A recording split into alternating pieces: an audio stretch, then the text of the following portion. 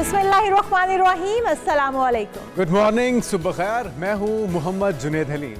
मैं हूँ इशाल अदनान। प्रोग्राम का बाकायदा आगाज करने से पहले बात करेंगे वेदर की, जो कि काफ़ी बेहतर हुआ है और सर्दी जो है उसकी भी आमद है और जो मौसम में एक फ़ज़ाई आलूदगी का तासुर था वो भी थोड़ा ज़ाइल होता हुआ नजर आ रहा है। मौसम में लेकिन बच्चों की मौजें चल रही हैं। बच्चों की जो छुट्टियां हैं उसमें इजाफा हो चुका है। फिलहाल 24 नवंबर तक ये छुट्टियां जारी रहेंगी, लेकिन मार्केट्स को बंद कर दिया गया है ताकि सूरत हाल को कंट्रोल किया जा सके। ग्रीन लॉकडाउन भी जारी है। इससे पहले कि इस पर डिटेल से बात करें, ज़रा टॉप स्टोरीज पर नजर डाल लेते हैं, जिसमें सबसे पहले जिक्र होगा कैंगरूज के देश में मौजूद हैं शाहीन। और अब सीरीज तो हाथ से निकल चुकी है T20 की, लेकिन इज्जत बचाने का आखिरी मौका है। तो T20 का इम्तिहान, जिसमें पाकिस्तान और ऑस्ट्रेलिया के दरमियान तीसरा मैच आज होगा।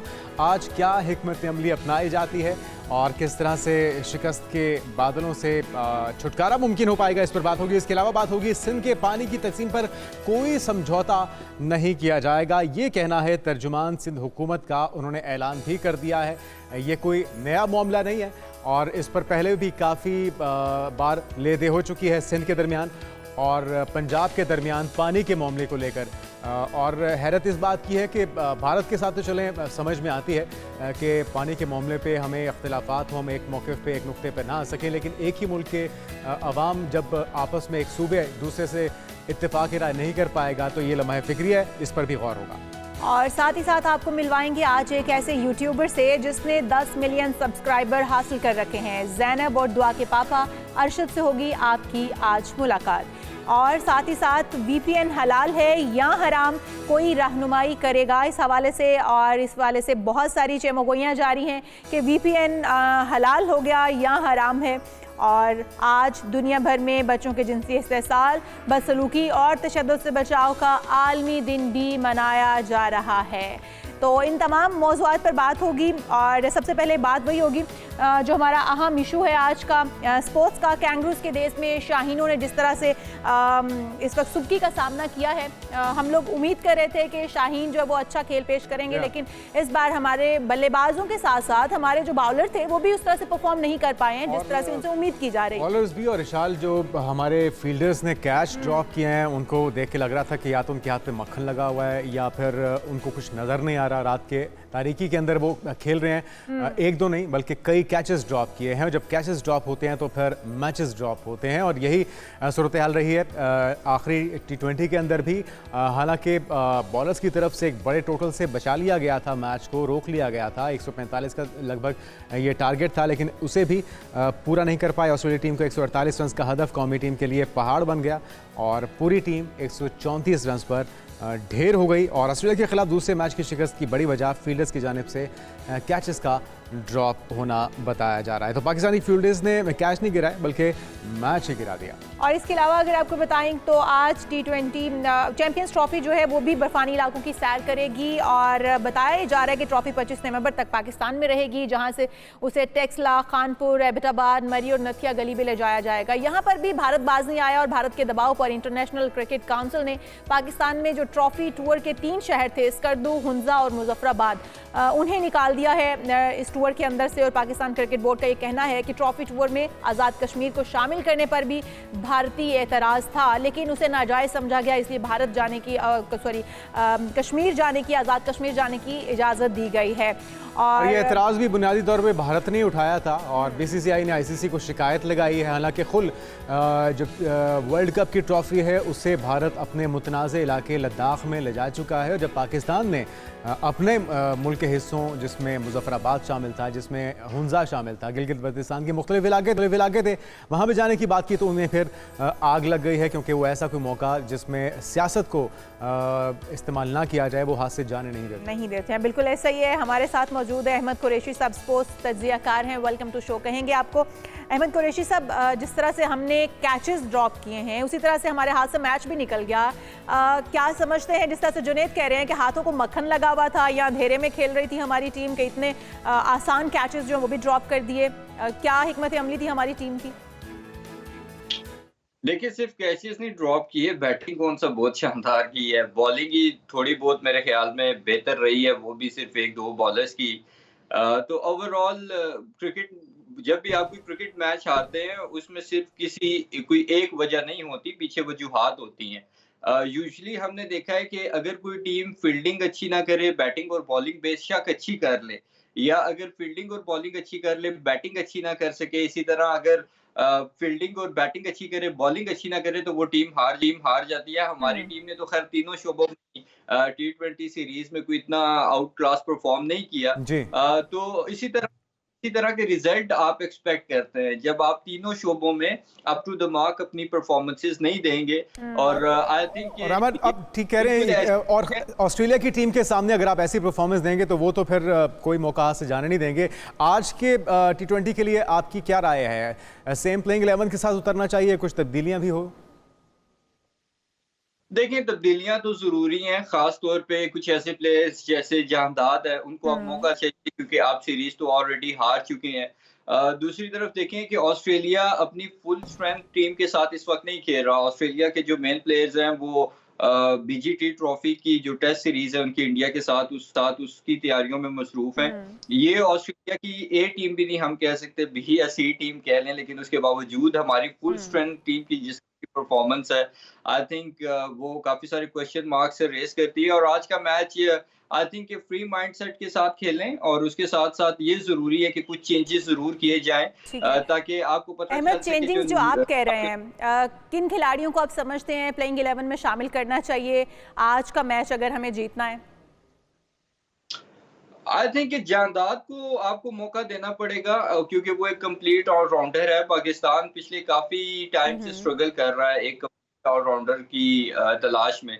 तो आई थिंक जब आपने प्लेयर्स को सिलेक्ट कर लिया है और उनको गिवन आप उनको इनफ अपॉर्चुनिटीज देंगे, तो फिर वो कैसे अपने आप को मनवा सकेंगे या अपनी परफॉर्मेंसेस को आपके सामने ला सकेंगे। तो आई थिंक सिलेक्ट करना टीम में इज गुड इनफ, लेकिन उनको प्रॉपर अपॉर्चुनिटीज देना आई थिंक वो ज्यादा जरूरी है।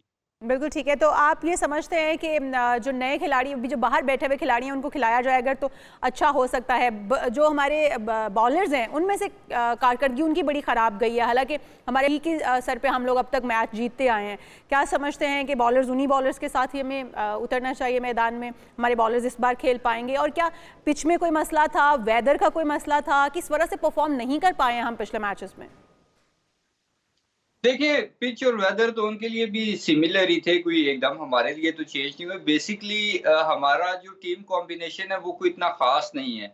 आपने सैम अयूब को टीम में खिलाते रहे जब वो फॉर्म नहीं कर रहा था। जब उसने परफॉर्म करना शुरू किया तो आपने उसको घर भेज दिया, और T20 में आपको अगर उसको पहले नहीं भी सिलेक्ट किया हुआ था आप उसको कंटिन्यू कर लेते, क्योंकि लास्ट 2 वनडे मैचेस में उसकी अच्छी परफॉर्मेंसेस थी। फखर जमान भी टीम में नहीं है। तो आई थिंक कि कुछ जो कॉम्बिनेशन के मसाइल हैं वो हमें नजर आ रहे हैं। उसके अलावा जो बॉलिंग की आपने बात की, देखें शाहीन अफरीदी अभी वनडे में बड़ी अच्छी बॉलिंग करके आया, ऑल ऑफ अ सडन उसको क्या हुआ T20s में समझ नहीं आ रही। नसीम थोड़ा सा स्ट्रगल कर रहा है, वो T20s में भी स्ट्रगल कर रहा है, वो उसने थोड़ा वनडे में भी स्ट्रगल किया है। हारिस रऊफ ने बहुत अच्छी बॉलिंग की है, उसके साथ साथ अब्बास अफरीदी ने काफी अच्छी बॉलिंग की है। सुफियान मुकीम ने अपना डेब्यू किया और आई थिंक वो भी काफी ज्यादा इंप्रेसिव था। अहमद क्या समझते हैं, शाहीन और नसीम दोनों का आपने जिक्र किया, दोनों मैचेस में पिछले T20 के ये परफॉर्म नहीं कर पाए, अच्छी कारकर्दगी नहीं दिखा पाए। इस बार तीसरे मैच में क्योंकि अब सीरीज तो निकल चुकी है, इज्जत बचाना तो बहुत ज़रूरी है कि वाइट वॉश ना हो जाए। इन दोनों की परफॉर्मेंस कितनी अहम होगी इस मैच में? देखिए, डेफिनेटली इनकी परफॉर्मेंस बहुत ज़्यादा इम्पोर्टेंट है पाकिस्तान के लिए, और अगर ये परफॉर्म करेंगे तो डेफिनेटली पाकिस्तान के जीतने के चांसेस ज़्यादा हो जाएंगे।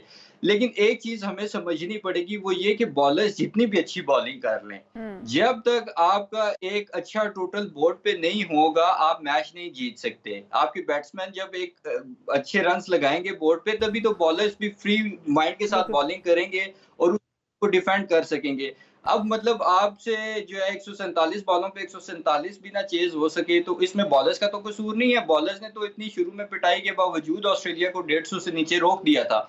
आई थिंक जो मेन हमारा कंसर्न है वो बॉलिंग से ज्यादा हमारी बैटिंग और उसके साथ साथ फील्डिंग है। वजह क्या अहमद कि हमने बैटिंग के शोबे में हमेशा स्ट्रगल किया है। अगर हम ओडीआई के अंदर हमारे बल्लेबाज अच्छा परफॉर्म कर गए, ओपनर्स ने भी बड़ा अच्छा खेला, लेकिन T20 के अंदर आके फिर वही सूरत हाल रही तू चल मैं आया वाली। वजह क्या है? मुस्तकिल मिजाजी के साथ हमारे बल्लेबाज क्यों नहीं परफॉर्म कर पा रहे? देखें इंटरनेशनल लेवल पे मेरा नहीं ख्याल किसी भी प्लेयर में, चाहे वो बॉलर हो बैट्समैन हो, उसमें स्किल्स की या टैलेंट की कोई कमी होती है। मुझे ये साइकोलॉजिकल डाउनफॉल नजर आ रहा है बाबर आजम का भी और बाकी प्लेयर्स का भी, कि ये साइकोलॉजिकली डाउनफॉल का शिकार हैं। मेरे ख्याल में जो पाकिस्तान क्रिकेट टीम का कोचिंग स्टाफ है उसका यहाँ पे बहुत अहम रोल है, खासतौर पे हेड कोच का, कि वो इनको इस साइकोलॉजिकल डाउनफॉल से निकलने में मदद करें, उनको ये चीज़ समझाएं कि देखें आप बिल्कुल फ्री माइंड सेट के साथ अपनी नेचुरल गेम खेलें। अब बाबर आजम आता है तो वो जब तक उसकी एक आधी बाउंड्री ना लगे तो उसके वो फेशियल एक्सप्रेशन से ही लग रहा होता है कि वो बहुत ज्यादा अंडर प्रेशर है। तो आई थिंक जब तक हम अपने प्लेयर्स को इस साइकोलॉजिकल डाउनफॉल से निकालने की कोशिश नहीं करेंगे, मेरा नहीं ख्याल ये परफॉर्मेंसेस इंप्रूव होंगी। चाहे आपकी टैलेंट और आपका जो स्किल सेट है वो जितना भी हाई क्वालिटी का हो, साइकोलॉजिकल जो एक इम्पैक्ट है वो आप पे रहते ही है अगर आप लगातार फेल होते आ रहे हैं रिसेंट पास में। तो बहुत शुक्रिया अहमद कुरैशी हमारे साथ मौजूद थे। और ये है कि आखिरी T20 मैच जिससे वाइट वॉश का जो एक ख़तरा हमारी सर पे तलवार मंडला रही है उससे बचा जा सकता है। आज दोनों टीमें मैदान में उतरेंगी और कुछ अगर एक्सपेरिमेंट भी करना है तो उसकी गुंजाइश मौजूद है, क्योंकि सीरीज़ आपके हाथ से निकल चुकी है और अब आपने जो भी करना है इस मैच को जीतना है कम अज़ कम। और वही बात कि अंडर प्रेशर होकर नहीं खेलना। ऑस्ट्रेलिया की टीम ऐसी है कि अगर आप अटैकिंग मोड में नहीं आएंगे तो फिर वो आपको कहीं का नहीं छोड़ेंगे, और ख़ासतौर पर जिस तरह के कैचेस हमने ड्रॉप किए हैं, इस तरह की गलती अगर आप करेंगे तो फिर वो कोई भी टीम हो, वो चाहे अफगानिस्तान हो या इवन US की टीम भी हो, तो वो आपको छोड़ेंगे नहीं, क्योंकि अगर आप एक बार कैच ड्रॉप करते हैं तो उस बैट्समैन की यकीनी तौर पे जो हिम्मत है या हौसला है वो कई गुना बढ़ जाता है। हम आगे बढ़ते हैं और बात करते हैं अपने दूसरे इशू के ऊपर। दूसरा जो हमारा टॉपिक है वो है सिंध के अंदर जो तनाज़ा चल रहा है पानी को लेकर, और इसके ऊपर जो मुतनाज़े बयानात भी आए हैं उनके हवाले से बात करें तो सिंध हुकूमत के जो तर्जुमान हैं बैरिस्टर अरसलान शेख, वो कहते हैं कि सिंध के पानी की तकसीम पर कोई समझौता नहीं होगा।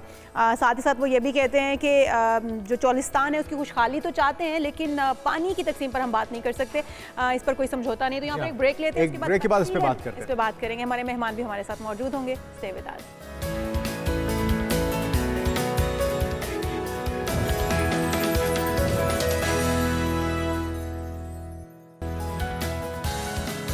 नाज़रीन, ब्रेक के बाद आपको कहेंगे खुश आमदीद। कुछ बात हो जाए PTI की एहतजाज की कॉल की, और इसमें ताज़ा पेशरफ्त ये है कि बुशरा बीबी अब 24 नवंबर को एहतजाज की तैयारियों के लिए मुतहरिक हो चुकी हैं। गो के बैरिस्टर सैफ जो कि तर्जुमान है हुकूमत खैबर पख्तूनख्वा के, वो ये वाज़ेह तौर पे कह चुके हैं कि बुशरा बीबी का किरदार होगा सिर्फ दुआओं की हद तक, लेकिन हम ये देख रहे हैं कि अमली तौर पे सियासत में वो अपना किरदार अदा करना शुरू हो चुकी हैं, और कारकुनों को जो कॉल देने का मामला हो, उन्हें मुतहरिक करने का मामला हो, जो ISF की मीटिंग्स हैं उन्हें भी चेयर कर रही हैं। तो ये मामला कहाँ पे जाके रुकेगा? शौकत पराशर साहब सीनियर सहाफ़ी हमारे साथ मौजूद हैं। पराशर साहब, आपको वेलकम कहेंगे पाकिस्तान मॉर्निंग में, और इससे पहले कि आपको शामिल गुफ्तगू करें, हम गुफ्तगू सुनाते हैं ऑन चौधरी साहब की, वो क्या कह रहे हैं इस पर? बिल्कुल ठीक।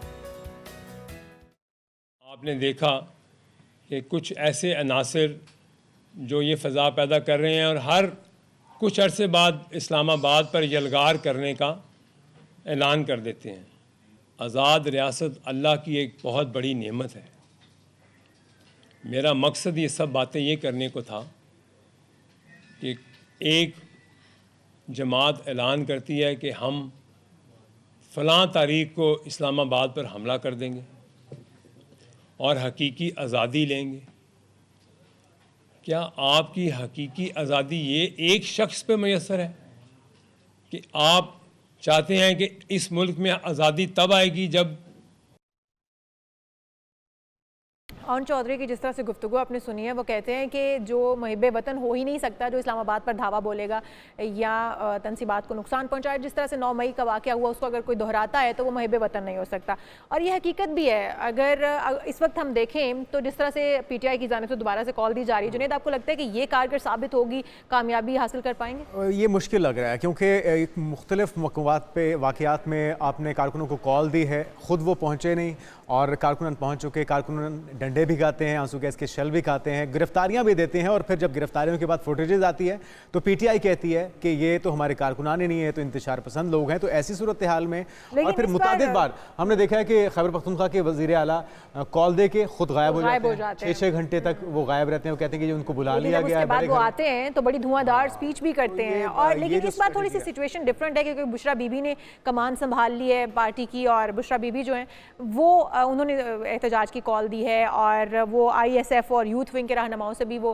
क्या खान साहब की जानशीन अब बुशरा बीबी होंगी और हो सकता है, या फिर ये भी हो सकता है कि बुशरा बीबी ही उन्हें फंसाने में अपना किरदार अदा कर दे। उस्मा खान होंगी, कौन होगा? मतलब खैबर पख्तूनख्वा के वज़ीर आला अली अमीन गंडापुर साहब कमान संभाले हुए हैं, किसकी हिदायत पे अमल करना है, या फिर शेर अफजल मरवत साहब संभाल रहे हैं, उमर अयूब साहब संभाल रहे हैं जो कि अपोजिशन लीडर भी हैं। तो ये खिचड़ी से बच चुकी है और समझ नहीं आ रहा। मेरे ख्याल में जो कारकुनान है उनकी कन्फ्यूजन भी यही है कि किसकी कॉल पे आना है, किसकी कॉल पे नहीं आना। कुछ की राय ये भी है कि एहतजाज होना चाहिए, कुछ की राय ये है कि एहतजाज का सही वक्त नहीं है। तो शौकत पराचा साहब हमारे साथ एक बार फिर से मौजूद हैं। पराचा साहब, वेलकम कहेंगे पाकिस्तान मॉर्निंग में। आपको लगता है कि इस वक्त जो सूरत हाल है, एक तो कमान किसके हाथ में है ये हमें तो समझ में नहीं आ रहा, शायद आप बेहतर समझा पाएँ, और ये दुरुस्त वक्त है, मौसम भी सख्त हो रहा है, फिर मुख्तलिफ वाक़यात में हमने देखा कि कारकुनान के बुला के खुद लीडरशिप नहीं आई।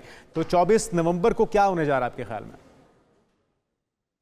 जी बहुत शुक्रिया। देखें, वक्त सही है या गलत है इस पे काफ़ी डिबेट भी हो चुकी है, लेकिन असल बात यह है कि खान साहब ने ऐलान किया है, खान साहब ने हुक्म दिया है। तो 24 नवंबर का एहतजाज या सिट इन या धरना या जो भी उसका मोड बने बाद में, और जिस शक्ल में भी बने और जितना मुअस्सर या गैर मुअस्सर बने, वो बात की बात है। As of today at the moment जो हम बात कर रहे हैं वो ये है कि खान साहब ने अपनी पार्टी को ऑर्डर किया है और पार्टी को मोबिलाइज करने के लिए जिनकी जिम्मेदारी लगाई गई है वो कर रहे हैं। और यही मसला है जो आप भी बात कर रहे थे कि पार्टी के अंदर कहीं ना कहीं इख्तलाफ है। या पहली बार जितने एहतजाज हुए, पहली बार इस बार मॉनिटरिंग की जा रही है, जो अकाउंटेबिलिटी की बात बुशरा बेगम साहिबा कर रही हैं कि जो बंदा नहीं आएगा उसको पार्टी आइंदा टिकट नहीं देगी या पार्टी से निकाल दिया जाएगा। पराचा साहब, एक तरफ जो है वो हम देख रहे हैं कि KP के वज़ीर आला मौजूद हैं, दूसरी तरफ अली अमीन गंडापुर साहब भी कॉल दे रहे हैं, फिर बात कर लूँगी बुशरा बीबी की, वो भी कॉल दे रही हैं। हमने किसकी वो जो कारकुनान है वो चाहते हैं कि उन्हें क्लियर कर दिया जाए कि किसके पीछे लगना है, किसकी कॉल पे पहुँचना है, और इस वक्त क़यादत कौन कर रहा है पार्टी की? आपको क्या लगता है कौन कर रहा है क़यादत? नहीं, इस वक्त तो देखें ना, तीसरा चौथा दिन जो गुजरे, 3-4 दिन बुशरा बेगम साहिबा ने वहां पर इजलासों की सदारत की और हदायत जारी की। तो प्रैक्टिकली जो है, वैसे तो गौहर खान साहब PTI के प्रेसिडेंट हैं या चेयरमैन हैं, लेकिन प्रैक्टिकली जो है वो तो बुशरा बेगम साहिबा इस चीज को सुपरवाइज कर रही हैं, मॉनिटर कर रही हैं। और अली अमीन खान गंडापुर साहब तो बुशरा बेगम के अहकामात को सुनते भी हैं और आगे भी पहुंचाते हैं। तो फॉर ऑल प्रैक्टिकल मीन्स इस वक्त जो ऑर्डर दे रही हैं, मसलन खान साहब ने ये 24 नवंबर की डेट डिसाइड की अडयाला जेल में। उन्होंने फिर अपनी बहन अलीमा खान साहिबा को बताया कि आप जाकर मीडिया से बात करें और मीडिया को बताएं। तो 24 नवंबर की डेट का ऐलान अलीमा खान साहिबा ने किया। मुख्तलिफ सवाल पैदा होते हैं खान साहिबा उस पराचा साहब के, एक तो ये पैगाम रसानी कौन कर रहा है बुशरा बीबी तक? खान साहब के जेल के अंदर से पैगामात कौन पहुंचा रहा है, और क्या इस पे इत्तेफाक राय है? क्योंकि बैरिस्टर सैफ साहब तो ये बरमला कह चुके हैं कि बुशरा बीबी का किरदार सिर्फ दुआओं की हद तक होगा, वो अमली सियासत में किरदार अदा नहीं करेंगी। और खान साहब तो मुर्सी सियासत के, ख़ानदानी सियासत के बड़े खिलाफ बातें कर चुके हैं, बड़ा वाज़ेह उनका मौक़िफ़ रहा है। तो ये फिर सब कुछ काबिल कबूल होगा PTI की दीगर रहनुमाओं को? मैं आपके सामने बात कर रहा हूं कि 3 दिन मसलसल इजलास हुए और बुशरा बेगम साहिबा हदायत जारी करती रहीं। तो इससे ज्यादा सियासत में क्या बात होती है? सियासी कैसे हुआ जाता है? देखें, पॉलिटिकल एंड अपॉलिटिकल, अब सिर्फ एक ए है ना, पॉलिटिकल और अपॉलिटिकल में तो बड़ी थिन लाइन होती है। जब आप आकर प्रेस कॉन्फ्रेंस करें, मीडिया से बात करें, खान साहब का पैगाम पहुंचाएं, मैं अलीमा खान साहिबा की बात कर रहा हूं, फिर बुशरा बेगम साहिबा कहें कि जी हर MNA 10,000 बंदे लेके आए, हर MPA 5,000 बंदे लेके आए, तो इससे ज्यादा सियासी सरगर्मी क्या होती है? किसी और का तो बाद में एतराज होगा। क्या उस्मा खान और अलीमा खान साहिबा को ये काबिल कबूल होगा कि बुशरा बीबी कमान संभालें या उनकी हिदायत पे अमल हो? देखें, जिस कॉन्टेक्स्ट में आप बात कर रहे हैं वो मैं भी समझ रहा हूं और आपका व्यूअर भी समझ रहा है कि कहीं पार्टी में इख्तलाफ तो नहीं, पार्टी की कमान। बात यह है कि खान साहब का नाम PTI है, और पीटीआई का नाम खान साहब है। बिल्कुल ठीक है। खान साहब जिसको जो बात करेंगे, चाहे वो पार्टी की second, third, fourth ABC cadres को पसंद हो ना हो, लेकिन कारकुन और जो फॉलोअर्स हैं, यंगस्टर्स हैं या उनके वोटर्स हैं, सपोर्टर्स हैं, वो खान साहब की बात पे ही नहीं यकीन टालते हैं, करते हैं। बिल्कुल ऐसे ही है। आपने देख लिया कि बाकी जितने कैडर्स हैं पार्टी के, वो तो हमें इररेलेवेंट नजर आ रहे हैं। बिल्कुल ऐसे मसलन ही। पार्टी के जनरल सेक्रेटरी सलमान अकरम राजा साहब ने खुद कल वीडियो बयान जारी किया कि मैं अगवा हो सकता हूँ या गिरफ्तार हो सकता हूँ, मीन्स के भाई मेरे ऊपर नहीं रहना, मैं तो हो सकता है मैं मैं आपको गायब भी हो कल सकता नजर हूँ। ही ये ना तो वही आऊं। तरीका कार है जो अली अमीन गंडापुर साहब ने भी इस्तेमाल किया था। अचानक वो गायब हुए और फिर 5-6 घंटों के बाद जो है वो असेंबली में पहुंचे और जिस तरह से उन्होंने स्पीच की, वो गायब नहीं हुए थे बल्कि वो स्टैंडिंग से या अपना उनका खुद का फैसला था वो साइड पे हुए। अली अमीन गंडापुर साहब इस बार प्राचा साहब कहते हैं कि कफन बांध कर निकलेंगे और जब तक उनके मुतालिबात माने नहीं जाते तब तक वो वापस नहीं जाएंगे, एहतजाज खत्म नहीं होगा। क्या मुतालिबात हो सकते हैं उनके? आप क्या समझते हैं इस बार वो क्या मुतालिबात लेकर आ रहे हैं? मुतालबात तो खान साहब ने अपने ट्वीट में लिख दिए थे। मुतालबात तो अलीमा खान साहिबा ने उनकी हदायत के मुताबिक बता दिए थे, और वो चार हैं बेसिकली कि 26 तरमीम को ख़त्म किया जाए। अब अजीब मुज़ाहिका खेज बात है कि पार्लियामान की 2/3 मेजॉरिटी ने 26वीं तरमीम पास की है। अगर आप समझते हैं कि फॉल्टी प्रोसेस था, आप समझते हैं कि फ्रैक्चर्ड प्रोसेस था, लेकिन कहीं ना कहीं इस अगर 26 तरमीम रिपील भी होनी है तो एक और पार्लियामेंट्री प्रोसेस के जरिए होगी, वो एग्जीक्यूटिव ऑर्डर से तो हो नहीं सकती। Let it be very clear. फिर वो कह रहे हैं कि जी वो जो इलेक्शन हुए 8 फरवरी का हमारा मैंडेट वापस किया जाए।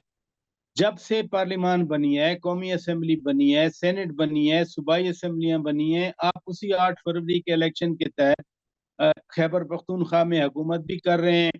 100 के करीब आप MNAs लेके कौमी असेंबली में बैठे हुए हैं। इसी तरह से 110 के करीब आप पंजाब असेंबली में बैठे हुए हैं। हर आईनी ओहदे का इलेक्शन आपने लड़ा, deputy speaker, speaker, deputy chairman senate, chairman senate, सदर, सब राजा साहब, आपको लगता है कि तो लेजिटिमेसी कोई असर डाल पाएगी, दबाव डाल पाएगी पीटीआई, और दारोमदार किस चीज पे होगा इस धरने या इस एहतजाज की कॉल का कामयाब होने पर? देखिए, पहली बात तो जो अली अमीन खान की आप कर रहे थे, अगर मुझे आप मुकम्मल करने दें। आज एपेक्स कमेटी का इजलास है वजीर आजम मियां शहबाज शरीफ की सदारत में, और उसमें बाकी जितने मेंबर्स हैं, मीन चीफ्स भी बैठे होंगे। तो मेरा जाती ख्याल ये है कि ये जो फिर एक इस्लामाबाद बंद करने के लिए जा रहे हैं, या कहते हैं कि हम उस वक्त तक नहीं बैठेंगे कि जब तक हमारे मुतालबात तस्लीम नहीं किए जाएं, और मुतालबात को तस्लीम करने का मैंने आपको बता दिया। 26वीं तरमीम कैसे कोई कमिट कर सकता है कि जी मैं जो है ना अभी 26वीं तरमीम को एग्जीक्यूटिव ऑर्डर से खत्म करता हूँ। तो आज एपेक्स कमेटी के इजलास में, जो कि लॉ एंड ऑर्डर पे है, कौमी सलामती के हवाले से है, अगर शहर बंद होते हैं, शहर बंद होते हैं, पाकिस्तान में मूवमेंट खत्म होती है, तो इससे बड़ा कौमी सलामती को क्या खतरा होगा। तो मुझे यकीन है कि आज इस पे जरूर बात होगी।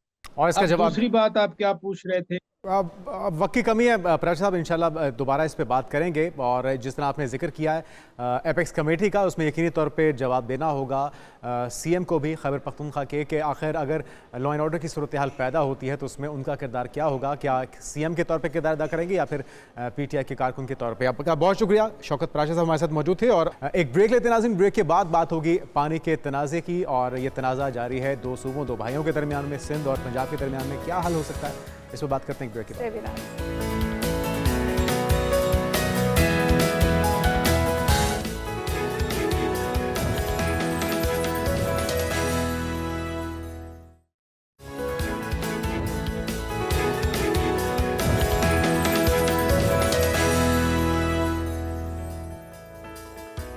प्रोग्राम में एक बार फिर से आपको खुशामदीद कहेंगे नाज़रीन। और जिस तरह से जुनेद जाते जाते आपको कह गए थे कि दो भाइयों का झगड़ा है और ये झगड़ा जो है ये तूल पकड़ता जा रहा है, किस तरह से इसका सद्भाव हो सकता है। सिंध हुकूमत के तर्जुमान बैरिस्टर अरसलान शेख जो है वो भी ये कहते हैं कि सिंध के पानी की तकसीम पर कोई समझौता नहीं होगा। साथ ही साथ वो ये भी कहते हैं कि चोलिस्तान की खुशहाली चाहते हैं और पानी की तकसीम लेकिन नहीं चाहते हैं।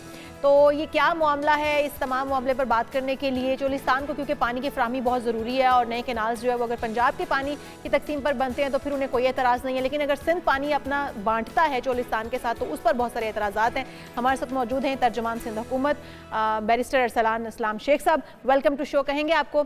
और अरसलान साहब, जिस तरह से हम कह रहे हैं, बता भी रहे हैं ये बात कि जो पानी का तनाज़ा है वो इतना तूल पकड़ रहा है, आपको एतराज़ात इस बात पर नहीं है कि चोलिस्तान की जो तरक्की के लिए कोई इकदाम किए जाएं, लेकिन इस बात पर एतराज़ है कि जो सिंध का पानी है उसको बांटना नहीं चाहिए, उसमें आपको तकसीम नहीं मंजूर। थोड़ा सा आप बताइएगा कि अगर तकसीम होती है चोलिस्तान का भी फ़ायदा होता है, इसमें सिंध को क्या नुकसान है जो आप इसके हक में नहीं हैं?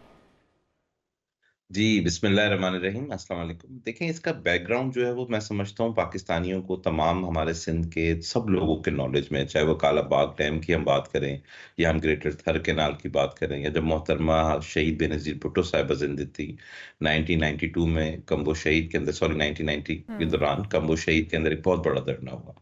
तो उस पूरे मैकेनिज्म के अंदर एक 1991 वाटर अकॉर्ड साइन हुआ तमाम, जिसमें पॉलिटिकल पार्टी स्टेक होल्डर्स थे, जिसमें ऑलरेडी सिंध को एक लिमिटेड वाटर सप्लाई की क्वांटिटी एलोकेट की गई थी। तो इसमें इस वक्त जो आपको पता है कि पूरा इस वक्त जो हमारा सिंध है वो मेनली एग्रीकल्चर बेस्ड इकोनॉमी है, और अगर उसके अंदर वाटर सप्लाई की जो क्वांटिटी है उसको डिक्रीज किया जाएगा तो उसका जो डायरेक्ट इम्पैक्ट आएगा वो इकोनॉमी पे आएगा, मईशत की, और उससे डायरेक्टली लोग अफेक्ट होंगे। अगर हम पंजाब की जमीनों की बात करते हैं, एग्रीकल्चर लैंड की, अगर उनकी ज़राअत की जो आपको कहते हैं ना, जो टनेज या मन जिसको आप कहते हैं, तो वो इसीलिए ज्यादा आता है क्योंकि वहां पे पानी की फराहमी ऑलरेडी ज्यादा है। और जिस तरह आपने बात कही कि चोलिस्तान के हवाले से, तो हम तो हमेशा यही कहते हैं कि पाकिस्तान हमारा मुल्क है, और चोलिस्तान के लोगों की वेलबींग के लिए, उनकी प्रोस्पेरिटी के लिए, उनकी सोशल वेलबींग के लिए हम सबका फर्ज है, क्योंकि जो आपके डिप्राइव्ड एरियाज होते हैं, इट्स ऑल्सो सोशल रिस्पॉन्सिबिलिटी कि आप उन डिप्राइव्ड एरियाज को फोकस करें। लेकिन किसी पर्टिकुलर एरिया को फर्दर डिप्राइव करके या उनका राइट को डिनाई करके या डिक्रीज करके उस किसी एरिया को प्रॉस्पर किया जाए, वो हम समझते हैं मुनासिब नहीं है। ये जो इख्तिलाफ है पानी का, अगर ये भारत और पाकिस्तान के दरमियान हो तो समझ में आती है। आप अपने सूबे के बारे में सोच रहे हैं, उसकी ज़राअत के बारे में सोच रहे हैं, बहुत अच्छी बात है, लेकिन विफाक ने तो पूरे पाकिस्तान को देखना है, उसने तो पूरे पाकिस्तान को उसकी ज़रूरत के मुताबिक देखते हुए पानी की तकसीम को यकीनी बनाना है। तो अगर पंजाब में ज़रूरत है, उसके लिए सिंध के पानी की ज़रूरत है, दरिया सिंध की ज़रूरत है, और उससे ये मसला हल होता है, तो फिर आपको तो उसमें किरदार अदा करना चाहिए, फैसिलिटेट करने के लिए, ना कि उसे रोकने के लिए या उसके खिलाफ स्टैंड लेना चाहिए। नहीं सर, हमारी रिजर्वेशन है। देखें, हम 2023 के अंदर है अल्हम्दुलिल्लाह। इस वक्त अगर हम पूरी दुनिया की बात करें तो इनोवेटिव मॉडर्न टेक्नोलॉजीज के थ्रू आप बहुत सारे इश्यूज हैं उनको एड्रेस कर सकते हैं। अभी मरीम नवाज साहिबा ने मसनूई बरसात का जो एक ट्रायल किया, वी अप्रिशिएट दैट। तो अगर आप सिंगापुर की बात करें, आप मल्टीपल कंट्री, सिंगापुर के अंदर तो बल्कि पीने का पानी नहीं होता था, आप देखें आज उन्होंने स्टोरेज जो है लगून्स बना लिए, वाटर सप्लाई जो बरसात के थ्रू होती है, इवन उसको सेव किया जाता है। वेस्ट वाटर को डिसैलिनेशन ट्रीट करने का मैकेनिज्म आ गए। तो देयर आर मल्टीपल वेज। आप ज्यादा ना जाए, मैं कहता हूं आप सिंध की बात करें, द सेम डायनामिक्स जिस तरीके से इस वक्त चोलिस्तान के रेगिस्तानी एरिया है, सेम डायनामिक्स सिंध के अंदर थर के एरिया के थे। लेकिन थर के लोगों को वेलबींग प्रोवाइड करने के लिए वहां पे पूरे पाकिस्तान का सबसे बड़ा बिजली का प्रोजेक्ट लगाया गया, थर्मल एनर्जी प्रोजेक्ट लगाया गया, वाटर सप्लाई सिस्टम ऑल्टरनेट जो इरिगेशन सिस्टम होता है उसके थ्रू और फिल्टर प्लांट्स के थ्रू प्रोवाइड किया गया। तो देयर आर जी बैरिस्टर साहब, जानना चाहूंगी आपसे कि सिंध को इस वक्त कितने दरियाएं जो सैराब करते हैं, क्योंकि पंजाब में जो दरिया मौजूद हैं, चनाब की बात कर लें, रावी की बात कर लें, ये तो सूखे पे पड़े हैं। पानी इसमें इंडिया तब छोड़ता है जब उसका ओवरफ्लो हो जाता है, बारिशें बहुत ज़्यादा हो जाती हैं या फिर उसके डैम भर जाते हैं, ठीक है। तो पानी पंजाब के पास पहले ही वाफर मिकदार में मौजूद नहीं है, सिंध को इस वक्त कितने दरिया सैराब कर रहे हैं? देखिए, सिंध के पास एक ही दरिया है जिसको आप रिवर इंडस कहते हैं, जिसको आप सिंधु दरिया कहते हैं। There are no multiple rivers like in Punjab, there are 4 rivers ना, 4 आपके हमारे अल्हम्दुलिल्लाह पंजाब सूबे के अंदर दरिया जा रहे हैं। और जो अगर आप वाटर अकॉर्ड उठाएं और जो इसरा एक्ट उठाएं, तो जो मैक्सिमम क्वांटिटी है वो ऑलरेडी जो है वो पंजाब को प्रोवाइड की जा रही है। बलूचिस्तान आपके सामने है, केपी के आपके सामने है, लेकिन हम तो यही कहते हैं कि पंजाब भी हमारा सूबा है, पाकिस्तान भी हमारा सूबा है, इसी तरह सिंध भी हमारा सूबा है। और आप हमारी स्टेटमेंट देखें, हमने कहीं ये नहीं कहा कि हम धरना देंगे, हम ये करेंगे, एक्स करेंगे, वाई करेंगे। हमने कहा भाई हम first option democratic norms and principles कहते हैं कि आप अपनी असेंबली से रेजोल्यूशन पास करें, अकॉर्डिंगली वो किया गया। सेकेंडली जो आपका CCI common of council CCI का है, हमने उस फोरम को अडॉप्ट किया। अच्छा बैरिस्टर साहब, ये तो लग रहा है कि जब तक डैम्स नहीं बनेंगे ये मसला जूं का तूं रहेगा, तो आपके पास कोई तजवीज़ है? आप ये कह रहे हैं कि दरिया सिंध से पानी ना दिया जाए चौलिस्तान को या पंजाब को, जहां पे भी रिक्वायर्ड है, तो फिर कोई हल तजवीज़ कर दीजिए, कोई मशवरा दे दीजिए कि क्या किया जाए। सर दुनिया में हो रहा है सर, मैं आपको यही बता रहा हूँ ना, रेन वाटर अभी अभी रिसेंट आपके सामने मानसून गुजरा, आप देखें पंजाब में किस तरीके की हालत हुई थी पानी की। That water can easily be stored, it's being stored in other countries of the world, और उसकी एग्जांपल्स मौजूद हैं, उसके टेक्निकल मैकेनिज्म्स मौजूद हैं, वेस्ट वाटर की इंसिनरेशन मौजूद है। तो ये ना हो पाने की वजह क्या आपको दिखाई दे रही है? ये जो हल आप बता रहे हैं, अगर आपको पता है तो ये मुतल्लिका डिपार्टमेंट्स क्या कर रहे हैं फिर? सर 212 अरब रुपए का ये मंसूबा है। 212 अरब रुपए के अंदर अगर इसको प्रॉपर्ली डिजाइन कर लिया जाए, ऑल्टरनेट सोल्यूशन पे चला जाए, तो मैं समझता हूँ पूरा पाकिस्तान इससे खुश होगा। लेकिन पर्टिकुलरली हमेशा सिंध ही कुर्बानी देते रहे। अब मैं आपको एक छोटी सी मिसाल देता हूँ। गैस के ऊपर आपका आईने पाकिस्तान कहता है जिस सूबे से गैस निकलेगी पहले उसकी कंजम्पशन होगी कंप्लीट, फिर वो कहीं और किसी सूबे को जाएगी। 70% 70 मोर देन 70%। ये जो हल आपने बताया, इसकी एग्जीक्यूशन से पहले तक आप ताउन के लिए तैयार हैं? जब तक ये मंसूबा मुकम्मल नहीं हो जाता तब तक आप दरिया सिंध का पानी देने के लिए तैयार हैं? हम मंसूबे के लिए, हम चोलिस्तान की खुशहाली के लिए तैयार हैं, लेकिन हम सिंध के पानी की तकसीम के लिए कतई तैयार नहीं है। और हम चाहे वो कुछ अरसे के लिए भी हो, आप इसके लिए तैयार नहीं हैं, आप मुआवनत नहीं करेंगे? लेकिन कुछ अरसा होता नहीं है ना। 212 अरब रुपए लगा के अगर आप कहेंगे कुछ अरसे के लिए ये एक शॉर्ट टर्म है और इस तरीके से लॉलीपॉप और समथिंग, तो that's not practical solution.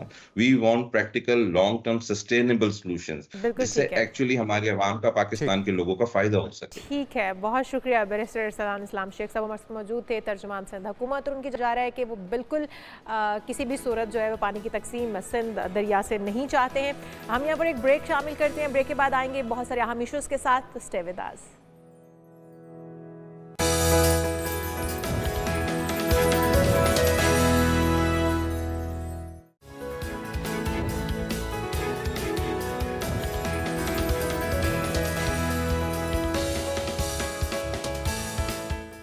Break के बाद खुशामदीद नाज़रीन, एक बार फिर से आपको कहेंगे सुबह खैर। उम्मीद करते हैं आपकी सुबह खैरियत से गुजर रही होगी। बात कर लेते हैं इंटरनेट की बंदिश की। वीपीएन को भी अब बंद करने का फैसला कर लिया गया है और इस्लामी नज़रियाती काउंसिल की तरफ से कहा गया है कि यह गैर शरई है।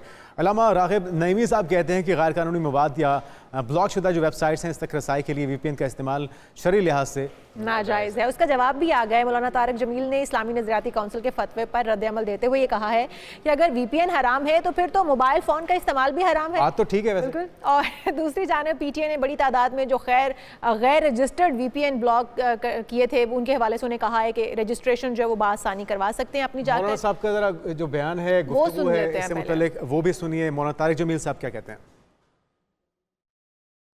कि अगर आपको मैसेज पसंद ना आए तो आप मैसेंजर को ही मार दें, उसका ही गला घोंट दें क्योंकि आपको मैसेज पसंद नहीं आया। तो ये मामला है कि आप बात कर लेते हैं। हमारे साथ मौजूद हैं खुर्रम राहत साहब, साबिक वाइस प्रेसिडेंट हैं पाकिस्तान सॉफ्टवेयर हाउसेज एसोसिएशन के। आपको वेलकम कहेंगे खुर्रम साहब। ये जो फायर वॉल हम काफ़ी अरसे से सुन रहे थे, उस पर अरबों रुपया लग भी गया, क्या फायर वॉल का तजुर्बा नाकाम हो गया है कि अब वीपीएन को बंद करने की ज़रूरत पेश आ गई है?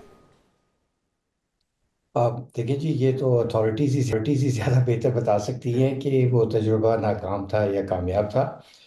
मैं सिर्फ ये कहूँगा कि एक तरफ जब हम बात करते हैं कि नेशनल सिक्योरिटी की या नेशनल इंटरेस्ट की, तो उस पे तो कोई दो राय नहीं है। लेकिन अगर आप कोई भी इस किस्म का इकदाम करने जा रहे हैं, वीपीएन को, गैर रजिस्टर्ड वीपीएन को बैन करने जा रहे हैं, बट उसमें सबसे इम्पोर्टेंट चीज़ ये होती है कि आप जो रेलेवेंट जो स्टेक होल्डर्स हैं, इंडस्ट्री है और दूसरे लोग हैं, उनको में आई थिंक मशवरा करना बहुत ज़रूरी है।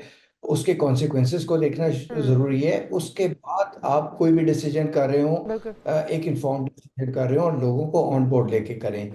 चैलेंज जो अभी तक नज़र आ रहा है वो ये है कि डिसीजन होता है, उसके बाद लोगों को पता चलता है और एक रिएक्शन आता है। तो मेरे ख्याल में उस एंगल से ज़्यादा बड़ा चैलेंज इन चीज़ों पे आ जाता है कि जी वो एक चीज हो जाती है, एक दिन अनाउंसमेंट आ जाती है, बिल्कुल। तो अगर उसको मैं पहले भी कह चुका हूँ कि बेहतर तरीके से मैनेज किया जाए, लोगों को, हम्म। स्टेक होल्डर्स की फीडबैक दिया जाए, तो ज्यादा बेहतर होगा। और हुरम साहब, जिस तरह से आप कह रहे हैं कि उनको लूप में लिया जाए, उनसे मशवरा किया जाए, अगर मशवरा नहीं भी आपने करना तो एटलीस्ट आप पेशगी इतला दें कि वीपीएन जो है वो कुछ वक्त के बाद बंद हो जाएगा, आप अपने आप को रजिस्टर करवा सकते हैं। मेरा सवाल आपसे ये होगा कि वीपीएन हुकूमत को इस हवाले से पॉलिसीज़ बनाने की या वीपीएन को बैन करने की, रजिस्टर्ड करवाने की हुकूमत को ज़रूरत पेश क्यों आई है इस तरह की पॉलिसीज़ बनाने की? देखिए जी, एक तो जो इस तरह की आप डिसीजंस करते हैं, उनकी एक तो लॉजिकल रीजन ये होती है कि जी आप इंश्योर करना चाहते हैं कि जो कोई गैर कानूनी इंटरेक्शंस वगैरह हो रही हैं, या कोई उसके इस्तेमाल से कोई नेशनल सिक्योरिटी को किसी किस्म का अगर कोई नुकसान पहुंचने का खर्चा है, तो आप उनको रजिस्टर करें, चैनलाइज करें, और वहां तक तो ठीक है। बिल्कुल लेकिन सही। अगर उसको उससे बियॉन्ड जाया जाए, और अगर जैसे लोग कहते हैं कि जी इसके थ्रू आप जो है बहुत सारी चीज़ों को कंट्रोल करना चाह रहे हैं या मॉनिटर करना ये चाह रहे कंट्रोल हैं, करना आप खुरम क्या साहब करेंगे? क्या प्रैक्टिकल होगा, मुमकिन होगा? क्योंकि फायरवॉल जब इंस्टॉल की जा रही थी, बहुत से माहिरीन की राय थी कि ये प्रैक्टिकल ही नहीं है। जो अहदाफ ये हासिल करना चाह रहे हैं, 25 करोड़ आवाम को कंट्रोल करना चाह रहे हैं, वो ये कर ही नहीं पाएंगे। तो क्या वीपीएन को बंद करने से अब ये हो पाएगा? और इससे जो वाबस्ता लोग हैं, जिनका रोजगार जुड़ा हुआ है, एक आम यूजर को तो आप साइड पे रख दीजिए, जो फ्रीलांसर्स हैं, उनको इससे कितना नुकसान हो सकता है? ये जो इंटरनेट की बंदिश है, जी वीपीएन की बंदिश है। जी, मैं वो 25 करोड़ आवाम वाली बात का तो नहीं जवाब दे सकता, लेकिन जो आपका पॉइंट इस बात पे है कि जो फ्रीलांसर्स हैं या आईटी इंडस्ट्री है, उस पे क्या इम्पैक्ट आएगा, उसको किस तरह से फैसिलिटेट करना है उन लोगों को। क्योंकि हुकूमत एक तरफ तो ये कह रही है कि जी हमें आईटी इंडस्ट्री को फ़रोग करना है, आईटी की बरामदात को फ़रोग देना है, तो उस सिलसिले में इसीलिए मैं वो कह रहा हूँ कि जी अगर आप स्टेक होल्डर्स को इन्वॉल्व कर लें पहले, आप उनको ले आए, आप देख लें, प्रोज एंड कॉन्स देख लें कि जी ये वीपीएन को रेगुलराइज करने के क्या फ़वायद हो सकते हैं, क्या नुकसान हो सकते जो बात आप जुनेद कर रहे हैं, फ्रीलांसर्स जो हैं वो इस वक्त बहुत हो रहे हैं। अगर हम देखें, हमारे जो इस वक्त नौजवान तबका है, ज़्यादातर वो लोग हैं जो बाहर से बिजनेस ला भी रहे हैं और उसके ऊपर काम कर रहे हैं, और क्लाइंटेज जो है उनकी मुतासर हो रही है। लोग अब उनको काम देना नहीं चाहते क्योंकि काम सुस्त रवि का शिकार हो गए, इंटरनेट की बंदिश की वजह से, फिर उसके बाद वीपीएन की वजह से। तो जो सूरत हाल इस वक्त पाकिस्तान को दरपेश है, मुआशी सूरत हाल जो दरपेश है, उसके अंदर ये बहुत किरदार अपना अदा कर रहा है। बहुत सारे लोगों को बेरोजगार एक बार फिर से बिलावल भुट्टो ने भी गुफ्तगू की है, और हुकूमत को भी होश के नाखून लेने चाहिए। सिर्फ आप जी हुजूरी पे लगे रहेंगे तो उससे मुल्क का भी नुकसान होगा, आईटी इंडस्ट्री का नुकसान होगा, और ये एक अहम मामला है। बिलावल भुट्टो ये कहते हैं कि जी हमें 4G का कह के 3G पे लगा दिया गया है, और 90s के दौर में लगता है हम चले गए हैं कि जहाँ पे वो आवाज़ें देता हुआ नेट होता था और बहुत ही आहिस्ता सर्विस होती थी। अब एक बार फिर से आप 19वीं सदी में ले जाएंगे, दुनिया इस वक्त चांद पे पहुंची है। बिलावल भुट्टो जिस तरह से कह रहे थे, वो कहते हैं कि अब आपको 5G पे जाने की बजाय आप 4G भी बंद कर रहे हैं, तो किस तरह से चलेगा? इस तरह पाकिस्तान तरक्की नहीं कर सकता। हम आगे बढ़ते हैं और आपको बताएं कि जी 15 अप्रैल 112 को रात के 2 बजकर तकरीबन 20 मिनट पर बरतानिया से अमेरिका की जानिब अपना पहला सफ़र करने वाला बहरी जहाज़ टाइटैनिक न्यू फाउंडलैंड के साहिल से लगभग 400 मील दूर बर्फानी तोदे से टकरा कर डूब गया था, और ये टाइटैनिक पर सवार 1500 अफराद हलाक हो गए थे, जबकि 700 से ज़ायद अफराद जो थे उनको बचा भी लिया गया था। और जो बचने वाले अफराद हैं उनको बचाया किसने था? बताया जाता है कि जहाज़ के कप्तान थे आर्थर रोस्टन, जिन्होंने अपना अहम किरदार अदा किया था और उन्होंने बचाया। उनकी घड़ी, वो जो कैप्टन थे, उनकी घड़ी की नीलामी हुई है रिकॉर्ड कीमत में। ये घड़ी 15 लाख और 15,000 पाउंड में, जो कि 54 करोड़ रुपए बनते हैं, इससे ज़ायद में नीलाम हुई है। अब तक की टाइटैनिक से जुड़ी अशिया में सबसे ज़्यादा कीमत पर होने वाली नीलामी है, जिसे अमेरिका के किसी फ़र्द ने ख़रीदा है, और बरतानिया के एक auction house Henry Eldridge Anderson ने इस घड़ी को नीलाम किया है। तो ये वो आपको याद होगा मशहूर ज़माना जो फिल्म है टाइटैनिक, वो हमारे बचपन की एक मशहूर फिल्मों में से एक फिल्म है। बिल्कुल, और ये उस फिल्म का असल किरदार है, ये असल कहानी का किरदार है। जब ये टाइटैनिक डूबा था और जो उसके उस वक्त बहरी जहाज़ के कप्तान थे, जिन्होंने बहुत सारे लोगों को इसमें बचाया भी था और अपना किरदार अदा किया, उनकी घड़ी है जिसको इतनी बड़ी नीलामी जो है वो मिली है। जी हाँ, तो और ये यहाँ पर महंगी घड़ी नीलाम हो चुकी है। देखते हैं कि अगली क्या चीज़ नीलाम होती है टाइटैनिक की। एक ब्रेक लेते हैं और ब्रेक के बाद होगी। एंटीबायोटिक्स का जो इस्तेमाल है वो बढ़ता जा रहा है और उसकी वजह से बहुत से लोगों की जानें जो हैं वो खतरे में। एक ब्रेक के बाद स्टे विद अस।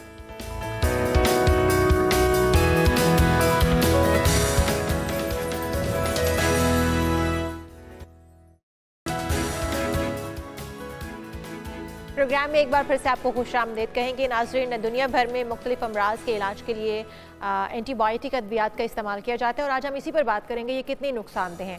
इन अद्वियात के बहुत ज़्यादा इस्तेमाल के बायस मुख्तलिफ जरासीमों में उनके खिलाफ मज़ाहमत पैदा हो गई है, ताकि वो अब एंटीबायोटिक के खिलाफ मज़ाहमत पर खड़े हो गए हैं वो जरासीम, जिसके नतीजे में हर साल लाखों अफराद जो है वो हलाक हो जाते हैं। और अमरीका की वाशिंगटन यूनिवर्सिटी में नई तहकीक में ये पेशगोई की गई है कि 2050 तक एंटीबायोटिक अद्वियात की मज़ाहमत करने वाले जरासीमों के नतीजे में 4 करोड़ के करीब अफराद हलाक हो सकते हैं। हाँ, तो ये बहुत बड़ा फिगर है जी कि 4 करोड़ लोगों की जिंदगी को खतरात लाक हैं, क्योंकि हमारे जो डॉक्टर्स हैं, हमारे तबीब हैं, वो बच्चों को ही शुरू करवा देते हैं एंटीबायोटिक। बड़ों को तो उन्होंने रोकना है, वो बच्चों को भी एंटीबायोटिक्स तजवीज़ कर देते हैं। तो ये मसला ये है कि अब एक नासूर की शक्ल इख्तियार कर चुका है और जो फिगर्स हैं 25 साल के बाद, यानी कि 4 करोड़ अवाम जो है, इंसान जो है वो इससे मुतासर हो सकते हैं। इसी पर बात कर लेते हैं। नादिया आफ्ताब साहिबा माइक्रोबायोलॉजिस्ट हैं, हमारे साथ मौजूद हैं। आपको वेलकम कहेंगे नादिया साहिबा पाकिस्तान। ये जो एंटीबायोटिक्स का इशू है, ये कितना नुकसानदेह हो सकता है और क्या आप इत्तेफाक करेंगी कि 2050 तक 4 करोड़ लोगों की जानें जा सकती हैं इससे? Thank you very much for inviting me. जी, इस फिगर को तो I would say that this is only in USA. Pakistan में तो प्रोबेबली अभी आपके पास इतनी सर्विलेंस और इतने नंबर्स हैं भी नहीं कि अभी रिसेंटली कितने लोग एंटीबायोटिक्स के गैर जरूरी इस्तेमाल की वजह से जो है वो अपनी जानों से हाथ धो रहे हैं, और इसके बारे में कोई इस इशू के ऊपर कोई बात भी नहीं करता। और ये इस वक्त ये कैंसर से भी ज्यादा डेथ्स हो सकती हैं बाय 2050, जैसे आपने अभी मेंशन किया। ये एक लेटेस्ट रिसर्च है। अगर आप इसी तरह एंटीबायोटिक्स का इस्तेमाल करते रहे, क्योंकि जैसे कि आपने मेंशन भी किया अपने इंट्रो में कि bacteria as soon as they exposed to antibiotics, तो वो उसके खिलाफ अपने अंदर मदाफियत पैदा कर लेते हैं, और वो एंटीबायोटिक्स जब अगली दफा यूज होती हैं तो वो आपकी हेल्थ के लिए, यानी आपको उनका कोई असर नहीं होता। अच्छा, तो और यूजलेस हो जाती हैं। नादिया साहिबा, फिर हमारे डॉक्टर्स जो हैं, हम देखते हैं कि छोटा सा बच्चा अगर हॉस्पिटल गया है किसी भी बीमारी की वजह से, किसी इन्फेक्शन की वजह से, तो सबसे पहले उसे एंटीबायोटिक तजवीज़ करते हैं, लिख कर दे दी जाती हैं और बहुत हैवी डोज होती है। वो बच्चा उस वक्त तो ठीक हो जाता है, लेकिन उसके बाद वो बार बार बीमार होना शुरू हो जाता है और हर बार उसको एंटीबायोटिक दी जाती हैं, जो कि जिस तरह आप भी कह रही हैं कि फिर उसके बाद वो असरअंदाज नहीं होती उस तरह से बॉडी के ऊपर, बच्चा भी ठीक नहीं होता। बच्चों के लिए कितने नुकसानदेह और बच्चे इसके आदी, हम तो ये समझते थे कि बच्चे इसके आदी हो जाते हैं, लेकिन अब जो तहकीक आई है उसमें तो बच्चे भी मौत के मुंह में जा सकते हैं। कितना नुकसानदेह बच्चों और बड़ों दोनों के लिए, और क्या अल्टरनेट क्या है इसका? जी, तो बच्चे जो हैं वो तो उनका तो इम्यून सिस्टम डेवलप हो रहा होता है, और उनके इम्यून सिस्टम, क्योंकि ये ज्यादातर जो एंटीबायोटिक्स यूज होती हैं ये अनफॉर्चुनेटली ये वायरल इन्फेक्शंस की सूरत में भी दे दी जाती हैं without having a blood test, जिसमें आपको पता चले कि ये आपका इन्फेक्शन बैक्टीरियल इन्फेक्शन है, या क्योंकि नॉर्मली जो बच्चों को इन्फेक्शंस होते हैं 90% of the times they are viral infections, उसके अगेंस्ट तो एंटीबायोटिक्स इफेक्टिव ही नहीं है। तो बच्चों को जब आप देते हैं तो ज्यादातर ब्रॉड स्पेक्ट्रम एंटीबायोटिक्स होती है, मतलब वो ना सिर्फ के वो पैथोजेनिक या जो हार्मफुल या मुज़र बैक्टीरिया होता है उसको मारती हैं, बल्कि वो आपकी इंटेस्टाइन के अंदर जो यूजफुल बैक्टीरिया है उनको भी वो खत्म कर देती हैं, जिससे बच्चों का इम्यून सिस्टम प्रॉपरली डेवलप हो ही नहीं सकता। तो यहाँ पे जो फर्स्ट वर्ल्ड कंट्रीज हैं वहां पे तो एंटीबायोटिक्स प्रिस्क्राइब करना एक क्राइम है। और मेरे अपने बच्चे 4 साल से हम लोग यहाँ पे हैं और मेरे बच्चों ने आज तक एंटीबायोटिक्स इस्तेमाल नहीं की। Viral infection you have to give it a time, 1 हफ्ते के अंदर वायरल इन्फेक्शन सबसाइड हो जाता है। फिर ऑल्टरनेटिव क्या है? अगर हम डॉक्टर के पास जाते हैं, वो हमें डॉक्टर्स ये मेडिसिन तजवीज़ करते हैं एंटीबायोटिक, तो हम अगर अपने बच्चों को वो नहीं दे सकते तो घर पे भी तो कहा जाता है मेडिकेशन ना कीजिए, घर में ही आप डॉक्टर ना बन जाइए। फिर ऑल्टरनेट क्या है? बच्चों को क्या दे माएँ जिससे बच्चे ठीक भी रहें, महफूज रहें, वायरल इन्फेक्शन से बचे रहें? देखिए, एक सबसे पहले तो पर्सनल हाइजीन बहुत इंपॉर्टेंट है, उसका अगर ख्याल रखा जाए। और ऑफ कोर्स बच्चे जब स्कूल्स वगैरह में जाते हैं तो वो वायरसेस से एक्सपोज होते हैं, और आप उसको टाइम दें उस इन्फेक्शन को टू गेट बेटर। और अगर आपने एंटीबायोटिक स्टार्ट करानी है तो अपने डॉक्टर से ये कहें कि आप प्लीज इसका ब्लड टेस्ट करिए और ये कंफर्म कीजिए कि बच्चे को जो इन्फेक्शन है वो बैक्टीरियल इन्फेक्शन है बिफोर आप you will decide on going on antibiotic treatment, क्योंकि बहुत कम इन्फेक्शंस बच्चों को होते हैं जिसमें आपको एंटीबायोटिक्स की जरूरत पड़ेगी जब वो रियली बैक्टीरियल इन्फेक्शन है। वायरसेस के खिलाफ तो एंटीबायोटिक्स काम ही नहीं करती, ये तो सिर्फ एक आपकी अपनी दिल की डॉक्टर साहब ये नादिर साहब इससे तो बाजार ये लग रहा है कि ये ड्रग माफिया, फार्मास्यूटिकल कंपनीज और डॉक्टर्स के दरमियान एक गठजोड़ है, कमीशन का मामला है जिसकी वजह से ज़रूरत हो या ना हो एंटीबायोटिक्स का आदी कर दिया जाता है, बच्चों को भी बड़ों को भी।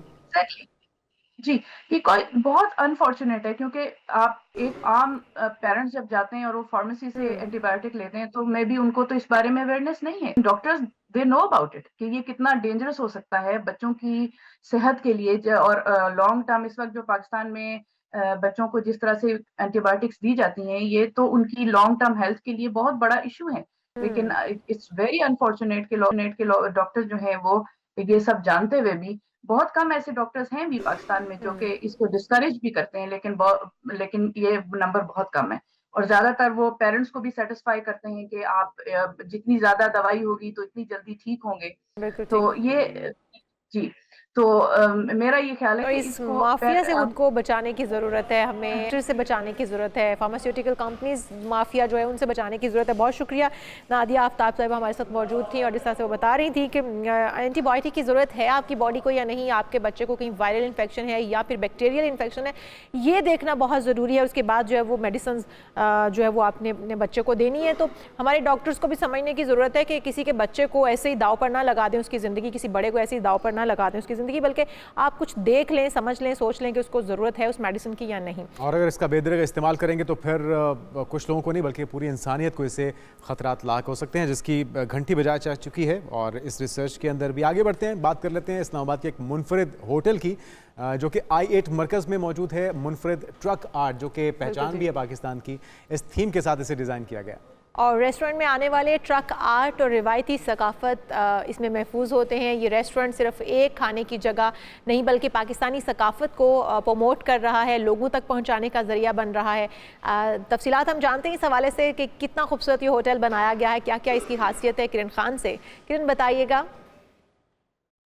इस रेस्टोरेंट की दीवारों की सजावट हो या फर्नीचर, हर जगह ट्रक आर्ट के दिलकश रंग बिखरे हुए हैं। कुर्सियों पर कंधा खूबसूरत डिजाइन्स और दीवारों पर ट्रक आर्ट की तस्वीर लोगों को अपनी तरफ मुतवज्जा करती हैं। में आने वाले ट्रक आर्ट के हुस्न और रिवायती सकाफती तजुर्बे से महसूस होते हैं। ये रेस्टोरेंट सिर्फ एक खाने की जगह नहीं बल्कि पाकिस्तानी सकाफत को लोगों तक पहुँचाने का जरिया भी है। असल में ये पाकिस्तान का पुराना कल्चर है जो काफ़ी हद तक अब ख़त्म होता जा रहा है, तो हमने इस चीज़ को लेकर इसको प्रमोट करने की कोशिश की है कि ताकि जो पुराना सकाफती कल्चर है हमारा, इसको प्रमोट किया जाए और इसको आपके सामने आके सिस्टम बनाया जाए।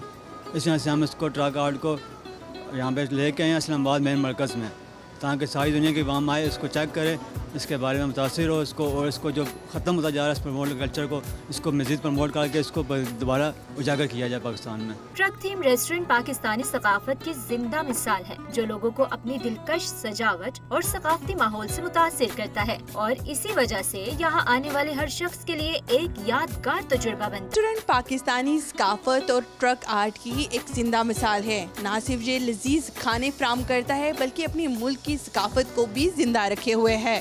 कैमरामैन माजिद अली के साथ किरण खान, एक न्यूज़, इस्लामाबाद। आपको भी अगर इस्लामाबाद जाने का मौका मिले तो जुनेद आप भी ज़रूर ट्राई करके आइएगा। खूबसूरत ट्रक आर्ट है और पूरी दुनिया में इसकी पहचान रखता है कि जहाँ जहाँ पे भी आप देखेंगे मुख्तलिफ गाड़ियों को भी इससे जाया जाता है इस तरह से, और ये पूरा होटल इस थीम के ऊपर तैयार किया गया है। हम यहाँ पर ब्रेक लेंगे और जब ब्रेक से वापस आएंगे तो हम बात करेंगे बच्चों के जिनसी इस्तेहसाल की रोकथाम के लिए आलमी दिन मनाया जा रहा है, इस पर बात की जाएगी एक ब्रेक के बाद। Stay with us.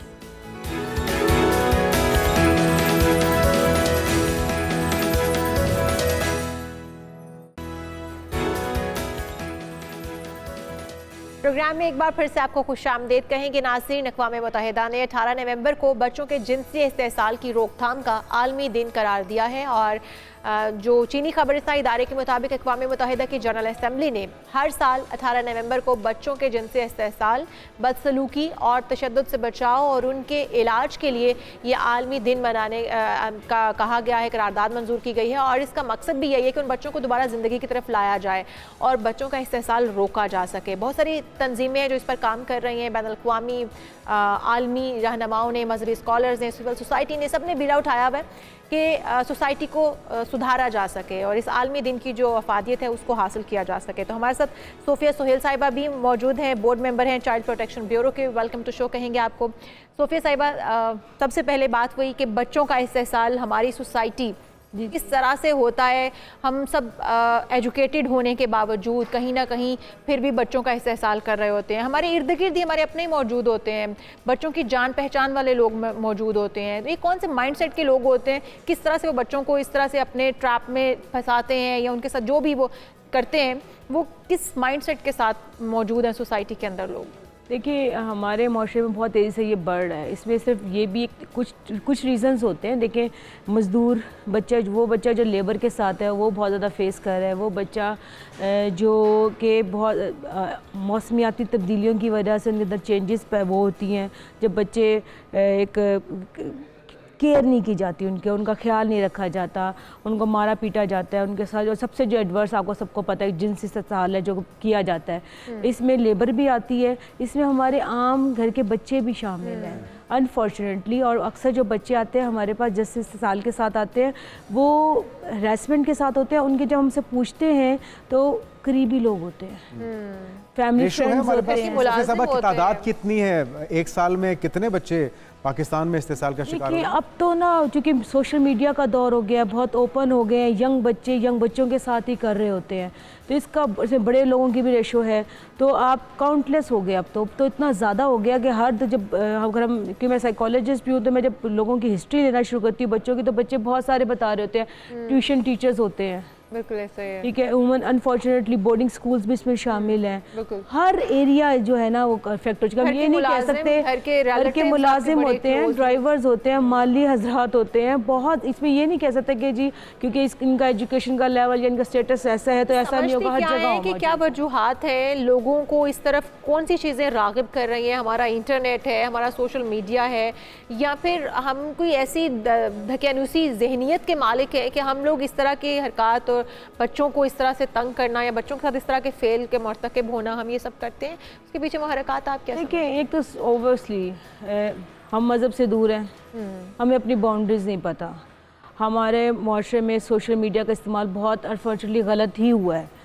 इसके बहुत सारे फ़ायदे भी हैं अगर उठाने चाहें तो, लेकिन बच्चा अगर ये देखें कि अभी रिसेंटली एक सर्वे हुआ है कि ये स्कूल्स बंद हुए हैं, तो सबसे ज़्यादा जो वेबसाइट पर पाकिस्तानी मीडिया बच्चों ने जो सर्च किया, अंडर 18 सर्च किया है, वो करोड़ों के हिसाब से जिन्होंने ऐसी ऐप्स को सर्च करने की कोशिश की है जो कि गलत है, ठीक है। और ये रिसेंटली बड़ी शॉकिंग था।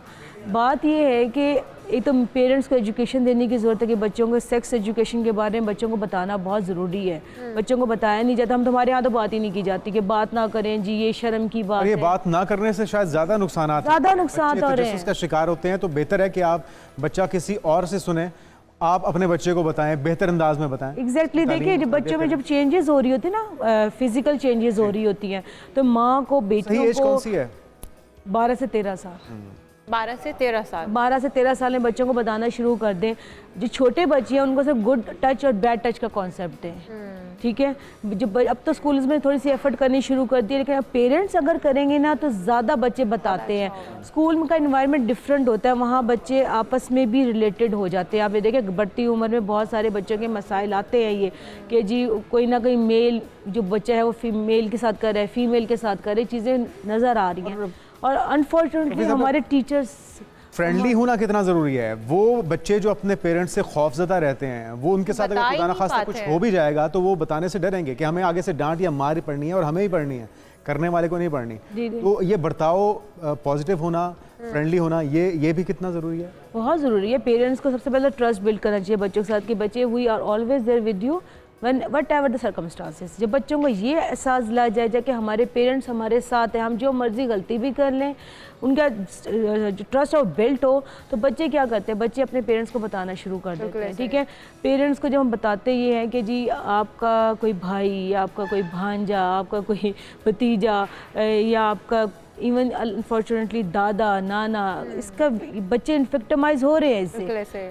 हमारे यहाँ क्या कहते हैं, खामोश हो जाओ, बिल्कुल रिश्ते ख़राब हो जाएंगे, लोग क्या सोचेंगे, रिश्तों को बचाने उनको कोई फ़र्क नहीं पड़ेगा, तुम्हारे पर सजाओं का फर्क ना होना पड़ेगा। कितना बड़ा रीज़न है, क्योंकि जो करने वाला है वो उसको ये भी एक तसल्ली होती है कि जो मैं पैसे दे के या अपना असर रसूख इस्तेमाल करके मैंने तो छूट ही जाना। या फिर वही बात, रिश्तों की वजह से चुप हो जाएंगे, बोलेगा ही कोई नहीं। देखिए सज़ा तो होना बहुत ज़रूरी है, लॉ एंड ऑर्डर तो हमेशा हर जगह ही ज़रूरी है। जब लॉ एंड ऑर्डर नहीं होता तो फिर चीज़ें ऐसी होती हैं जो हमारे यहाँ हो रही हैं। आप देखें अब क्या करते हैं लोग, जो किसी अभी आपने रिसेंटली आपने वाक़या सुना होगा, किसी जज के घर में वो बच्ची को एकदम बुरी तरह से ट्रीट किया गया, पैसे देकर मामला रफा दफा हो गया, मामला दफा हो गया। ये एक कॉमन प्रैक्टिस है हमारे यहाँ कि कोई भी कत्ल कर देता है, रेप कर देता है, उसमें क्या कर देते हैं कि लोग क्या कहेंगे, मुआशरा क्या कहेगा। अच्छा। इस चीज़ का खौफ बच्चों में डेवलप कर, खासकर बच्चियों के माल में डेवलप करके उनको रोक दिया जाता है और फिर मामला ख़राब हो जाता है। सोफी साहिबा, एक बात तो ये है कि हम अपने बच्चों को अवेयरनेस दें, उन्हें हम इस चीज़ से अवेयर कर दें, उन्हें पता हो अच्छे और बुरे का, और घर से उन्हें तमीज़ देनी हम शुरू कर दें, सिखाना शुरू कर दें, या स्कूलों में सिखाना शुरू कर दिया जाए। दूसरी चीज़ है, अगर कोई बच्चा विक्टिमाइज हो जाता है, कोई बच्चा इस ट्रॉमे से गुजर रहा है, उसके साथ ये तमाम मामलात हो चुके, उसको फिर उस चीज़ से निकालना कैसे है, क्योंकि वो उस वक्त उस ट्रॉमे में जा चुका है, वो विक्टिम बन चुका है, उसका दिमाग, उसका दिल, उसकी बॉडी, तमाम चीज़ें उससे जूझ रही हैं ना, उससे गुजर रही हैं, उस तकलीफ़ से, उस सारी परेशानी से गुजर रही हैं। उनको निकालना कितना ज़रूरी है और किस तरह से निकाला जाए? देखिए तो बच्चे जो हमारे पास आते हैं बहुत ही PTSD का शिकार होते हैं, ठीक है। चाइल्ड प्रोटेक्शन में जो बच्चे आ रहे होते हैं वो इतने, उनकी मेंटल हेल्थ इतनी डिस्टर्ब हो चुकी थी, वो किसी पर ट्रस्ट नहीं करते। सबसे पहली बात, वो किसी पर ट्रस्ट नहीं कर सकते। सबसे पहले उनको बताना कि ये उनके अंदर एक गुनाह का कंसेप्ट है कि हम गंदे हो गए, हम गुनाह हो गया हमसे, हालांकि उनका कसूर नहीं होता। उनको इस चीज़ से निकालना, मुसलसल उनकी काउंसलिंग करना, और अगर बच्चे इससे डिप्रेशन या एंग्जाइटी का शिकार हो गया तो मेडिकेशन की भी ज़रूरत होती है।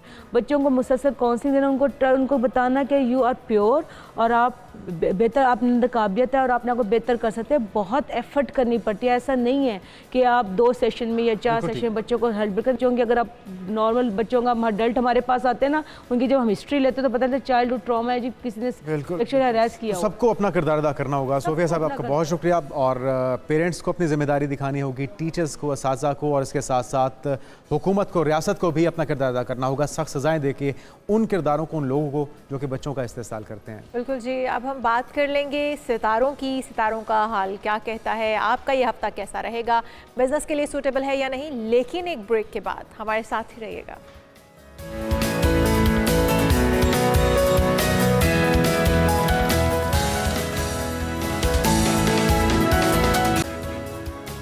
नाज़रीन, वेलकम बैक। कुछ बात हो जाए सितारों के अहवाल की। ये हफ्ता आपका कैसा गुजरने जा रहा है, किसके लिए अच्छा है, किसके लिए ख़तरे की घंटी है। उनसा शाह साहब हमारे साथ मौजूद हैं। उनसा साहब, आप तो बता दीजिए क्या अहवाल है, क्या अच्छी खबरें हैं। पहले तो उनसा साहब आप ये बताएं, आप ठीक हैं? अस्सलाम वालेकुम, गुड मॉर्निंग। वालेकुम अस्सलाम, गुड मॉर्निंग। आप ठीक हैं? आपका ये हफ्ता अच्छा गुजरेगा? इंशाल्लाह अच्छा ही गुजरेगा। देख लेते हैं कार्ड्स क्या कहते हैं। और एरीज से स्टार्ट करते हैं, बुजहुमल भी कहा जाता है। तो ये जो वीक स्टार्ट हुआ है उसके लिए 8 ऑफ कप्स का कार्ड है। तो एरीज वालों के लिए कोई इमोशनली, लव लाइफ या रिलेशनशिप में कोई इतनी अच्छी सिचुएशन नजर नहीं आ रही है। काफी लोगों के ब्रेकअप्स हो सकते हैं, या काफी ऐसे लोग जो डिवोर्स वगैरह सेपरेशन हुई है उन लोगों की सैड एनर्जी नजर आ रही है।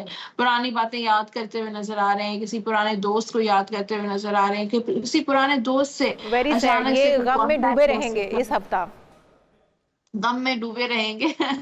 खुश नहीं है अपनी रिलेशन में, मैरिज इश्यूज हो सकते हैं, काफी लोगों की शादी नहीं हो रही है एरीज वालों के लिए।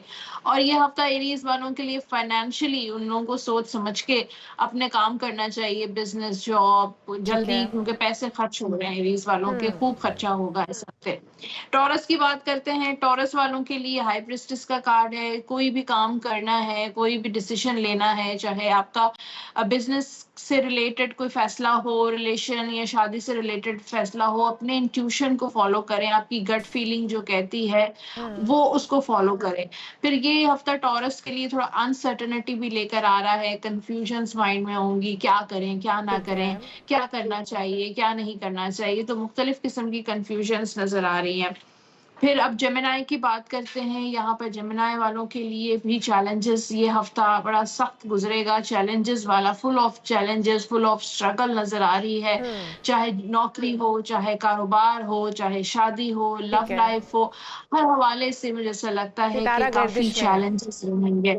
हाँ, जेमिनाई वालों का भी ये हफ्ता जो है बड़ा चैलेंजिंग, स्ट्रगल का हफ्ता होगा और मसरूफ रहेगा ये हफ्ता। कैंसर की बात करते हैं। यहाँ पर कैंसर के लिए जो कार्ड है वो 2 ऑफ वॉन्ड्स का कार्ड है, तो किसी चीज का इंतजार कर रहे हैं, हो सकता है जॉब स्विच करने का वेट कर रहे हैं, दूसरी नौकरी मिलने का इंतजार कर रहे हैं, फाइनेंशियल स्टेबिलिटी का वेट कर रहे हैं, कुछ कंफ्यूजन्स भी हैं, फैसला लेना चाहते हैं लेकिन एकदम से नहीं ले पा रहे हैं, चाहे वो शादी से रिलेटेड तो कोई बेहतरी आएगी कैंसेरियंस के लिए? बेहतरी आएगी लेकिन थोड़ा सा डिलेज है। अगर किसी चीज में रुकावट आ रही है या लेट हो रहा है तो आप परेशान ना हो, थोड़ा पेशेंस रखें, इंतजार करें, आपके मामला ठीक हो जाएंगे। लियो की बात करते हैं। लियो वालों के लिए 3 ऑफ वॉन्ड्स, ये हफ्ता बड़ा सोशलाइजिंग करते हुए लग रहे हैं, बहुत सारे लोगों के साथ मुलाकातें, मीटिंग्स, चाहे वो बिजनेस मीटिंग्स हों, फैमिली मीटिंग्स हो सकती हैं, गेट टुगेदर हो सकते हैं, दोस्तों के साथ मुलाकातें हो सकती हैं। और ये हफ्ता जो है फाइनेंशियली भी अच्छा रहेगा, यानी कि कोई ना कोई प्रॉफिट इनको मिल सकता है, लॉटरी लेते हैं या बिजनेस करते हैं, कहीं इन्वेस्टमेंट करते हैं तो भी इनके लिए अच्छा रहेगा। अब वर्गो की बात करते हैं। यहाँ पर किंग ऑफ सोर्ड्स का कार्ड है, तो वर्गो जो है ये हफ्ता उनके लिए अच्छा रहेगा, बल्कि जो है ट्रैवल के लिए अच्छा रहेगा, सेहत के लिए अच्छा रहेगा वर्गो के लिए। और ये हफ्ता दिमाग से सोचने का हफ्ता है, बी प्रैक्टिकल। कोई भी आप डिसीजन लेते हैं अपनी जिंदगी का, चाहे रिलेशन हो, चाहे मैरिड लाइफ हो, बिजनेस हो, नौकरी हो, तो दिमाग से सोचे, सोच समझ के फैसला करें। जज्बाती फैसला वर्गों ने नहीं करना है, नुकसान होगा। लिब्रा की बात करते हैं। लिब्रा बुर्ज मीजान को सेहत का बहुत ख्याल रखना है, क्योंकि लिब्रा सेहत के हवाले से कोई इतनी अच्छी मुझे न्यूज नजर नहीं आ रही, रेस्टलेस लग रहे हैं, रात को नींद नहीं आ रही है, बेचैन है और ओवरथिंक बहुत कर रहा है लिब्रा, यानी कि खामखा नेगेटिव सोचता रहा है, सोच रहा है। अच्छा, तो इस लिहाज से लिब्रा वालों को इतना ओवरथिंक नहीं करना चाहिए, बल्कि हेल्दी एक्टिविटीज में पार्टिसिपेट करना चाहिए, जैसे एक्सरसाइज हो सकती है, अपना ख्याल, अपनी सेल्फ ग्रूमिंग, अपना सेल्फ केयर पे फोकस कर सकता है लिब्रा। और यहाँ पर अगर आपके फाइनेंशियल मामलात में ब्लॉकेजेस हैं, डिलेज हैं, तो आप सबका खैरात कर सकते हैं, है ना। अब स्कॉर्पियो की बात करते हैं। स्कॉर्पियो के लिए नाइट ऑफ पेंटिकल्स का कार्ड है, तो यहाँ पर स्कॉर्पियो के लिए फाइनेंशियल स्टेबिलिटी तो मुझे नजर आ रही है कि फाइनेंशियल मामलात आपके अच्छे चलेंगे या रिलेशनशिप आपका अच्छा रहेगा, लेकिन हो सकता है स्लो हो, डिलेज आ रहे हों, लेकिन जो भी होगा वो आपके लिए एक लॉन्ग टर्म जो है बेहतर होगा। चाहे अगर शादी है जिन स्कॉर्पियंस के लिए, उनके लिए स्टेबिलिटी, लॉन्ग टर्म स्टेबिलिटी नजर आ रही है। अगर कहीं इन्वेस्टमेंट करते हैं, कोई प्रॉपर्टी लेते हैं, कोई भी ऐसी करते हैं तो उनके लिए अच्छा रहेगा। सेजिटेरियस की बात करते हैं। सेजिटेरियस के बहुत जबरदस्त टाइम है, बहुत जबरदस्त हफ्ता है। आपको प्रमोशन मिल सकती है, सैलरी इंक्रीज हो सकती है, पैसा आ रहा है सेजिटेरियस के पास। कहीं पैसा आपका ब्लॉक है, किसी ने पैसा दे के वापस नहीं आ रहा, तो वो इस हफ्ते आपको रिकवर हो जाएगा। रिलेशनशिप में भी मुझे बेहतरी नजर आ रही है, एक दूसरे के साथ कम्युनिकेशन, अंडरस्टैंडिंग नजर आ रही है। कैप्रिकॉर्न की बात करते हैं। कैप्रिकॉर्न वाले 7 ऑफ पेंटिकल्स, तो कैप्रिकॉर्न वालों को एहतियात, स्पेशली पैसों के लिए बहुत एहतियात करना है, क्योंकि आपको कोई चीट कर सकता है, आपको कोई धोखा मिल सकता है। तो अगर आप कोई भी अगर पैसे कहीं पर इन्वेस्ट करते हैं, कोई बिजनेस स्टार्ट करने का इरादा है, तो भी, और रिलेशनशिप में भी आपको कोई चीट कर सकता है। तो रिलेशनशिप में किसी के साथ आने से पहले आप ये देखें कि वो सही इंसान है या भी नहीं है। एक्वेरियस की बात करते हैं। एक्वेरियस के लिए सन की एनर्जी है, बेहतरीन एनर्जी है। तो एक्वेरियस वालों के लिए तो अल्लाह ताला की सपोर्ट रहेगी, और किसी आपके फादर की, बड़े भाई की सपोर्ट, हैप्पीनेस नजर आ रही है। ये हफ्ता आपके लिए खुशियां लेकर आ रहा है, आपकी ख्वाहिशें पूरी हो रही हैं। जिस काम में भी आप इब्तदा करेंगे उसमें आपको कामयाबी मिलेगी। स्टूडेंट्स हैं तो पढ़ाई में आपको कामयाबी। आखिरी क्या रह गया उनसा, क्योंकि टाइम बड़ा शॉर्ट सा है। स्पाइसेस के लिए बस लास्ट है ये, और ये 2 ऑफ कप्स का कार्ड है। ये हफ्ता रोमांटिक रहेगा पाइसेस के लिए, उनको अपना सोलमेट मिल सकता है। हाँ, सोलमेट मिल सकता है, आपका रिलेशनशिप बहुत अच्छा हो सकता है, शादी के बहुत अच्छे चांसेस हैं, बिजनेस पार्टनरशिप अगर आप करें। पहले सब सोलमेट ही लगते हैं, उसके बाद जो है ना वो अजाब बन जाते हैं। तो बहुत शुक्रिया आपका, उनसा हमारे साथ मौजूद थी और जिस तरह से वो बता रही थी, आप अपने लिए से जरूर रहनुमाई लीजिएगा। और जो साइंस होते हैं वो कुदरत आपको दिखाती है, उससे अपने आगे के डिसीजंस लीजिए ताकि आप किसी बड़े नुकसान से या धोखे से बच सकें। और सितारे बताने का मतलब ये है कि आप रहनुमाई ले सकें। हम यहाँ पर आपसे इजाजत चाहेंगे, कल फिर मुलाकात होगी, तब तक के लिए अल्लाह हाफ़िज़।